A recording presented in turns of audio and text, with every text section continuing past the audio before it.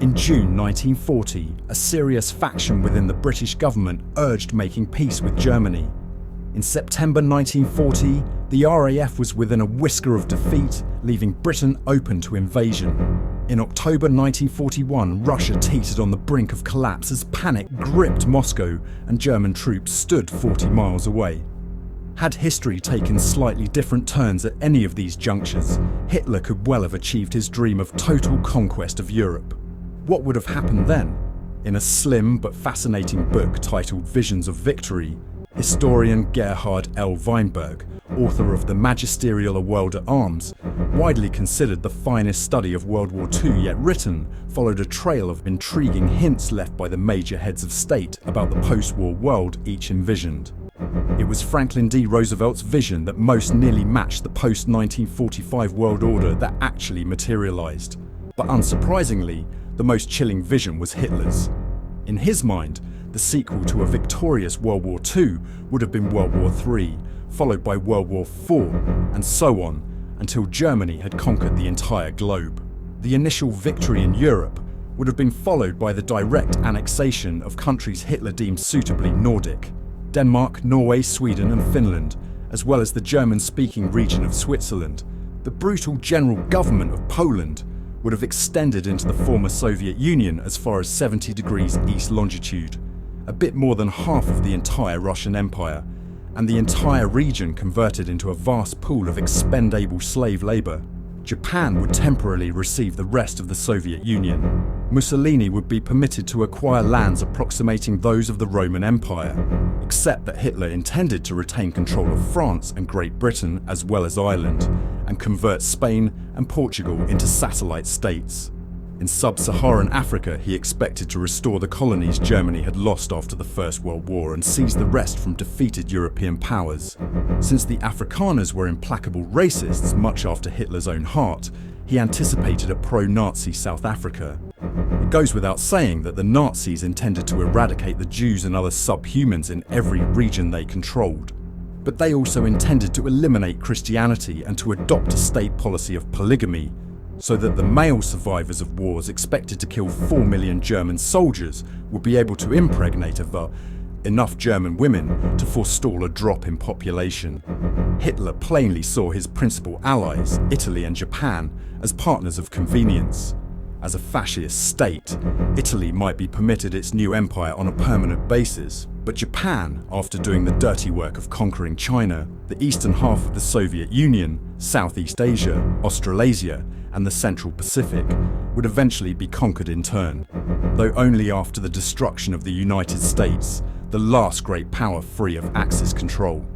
Weinberg discerned only the vaguest German plans for how it intended to deal with this last problem: the elimination of the United States. A major reason for this seems to have been Hitler's persistent underestimation of the American population as a race of mongrels unable to present a serious threat to Aryan military prowess and liable to collapse from within at any moment.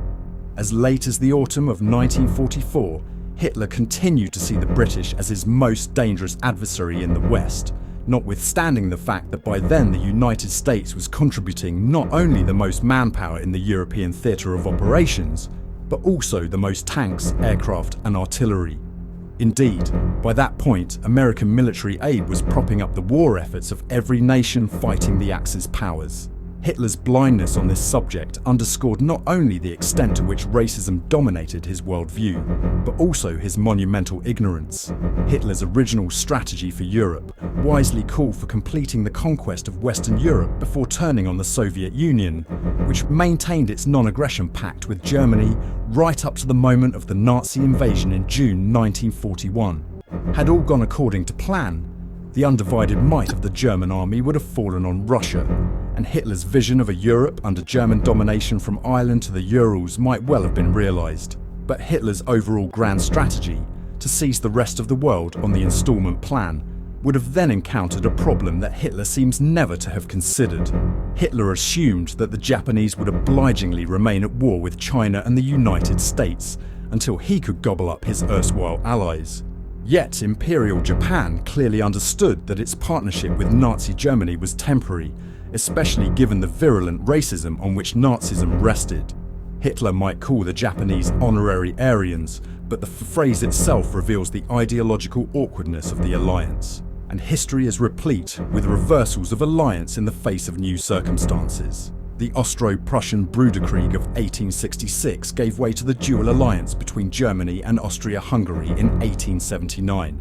Italy, the third member of the Central Powers in World War I, actually entered that war on the side of Allies and would switch sides in World War II as well. And 10 years after the end of World War II, the United States and West Germany became partners in the North Atlantic Treaty Organization. Thus, long before Nazi Germany could have realized its ultimate aim of world conquest, the rest of the world would have surely set aside their differences in the face of this obvious, massive and implacable threat. The result would have given the United States footholds in South and East Asia at the very least. While it is unlikely that Germany would ever have acquired the ability to project armies across the vastness of the Atlantic Ocean, much less the Pacific, the best it could have done would have been to create a fleet of transatlantic bombers like the notional America bomber. The United States would have responded with the decidedly non-notional Convair B-36 Peacemaker, the first intercontinental bomber designed to strike Berlin from bases in northeastern Canada. The B-36 began development in 1941, at a time when it seemed as if Hitler might indeed overrun all of Europe. The first prototype flew in 1946 and the huge six-engine bomber became operational 2 years later. By 1948, the United States possessed an arsenal of more than 50 atomic bombs. It is highly doubtful that Germany would have achieved any atomic weapons by that time, given how behind its nuclear program was.